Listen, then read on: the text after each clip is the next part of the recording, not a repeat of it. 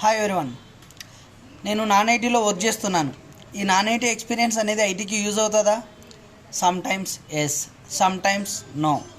మనకు ఎప్పుడూ కుదరదు అంటే మన డిజిగ్నేషన్లో బీపీఓ కానీ, టెక్ సపోర్ట్ కానీ, కస్టమర్ కేర్ ఎగ్జిక్యూటివ్ అని ఉంటే మనకి ఈ నాన్ ఐటీ ఎక్స్పీరియన్స్ అనేది ఐటీకి యూజ్ అవ్వదు.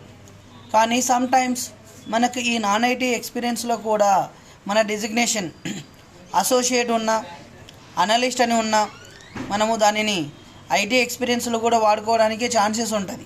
ఎందుకంటే ఆ డెసిగ్నేషన్ అనేది మనకు ఐటీలో ఉంటుంది, నాన్ ఐటీలో ఉంటుంది.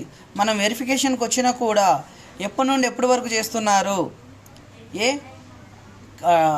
డిజిగ్నేషన్తో చేస్తున్నారు అనేది మాత్రమే క్వశ్చన్స్ ఉంటాయి తప్ప ఏ ప్రాజెక్ట్ అనేది కూడా చాలా తక్కువ టైమ్స్ క్వశ్చన్స్ అనేటివి వస్తాయి. సో దట్ మీ డిజిగ్నేషన్స్ అసోసియేట్ ఉన్నా, అనలిస్ట్ ఉన్నా కూడా ఏదన్నా ఒక సాఫ్ట్వేర్ టెక్నాలజీస్ నేర్చుకొని సేమ్ ఎక్స్పీరియన్స్ను యూజ్ చేసుకోవడానికి ట్రై చేయండి.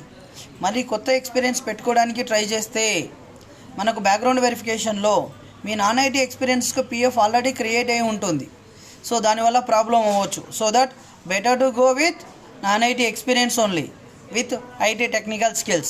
If you learning technical skills perfectly, you are not getting any problem with your background verification. All the best.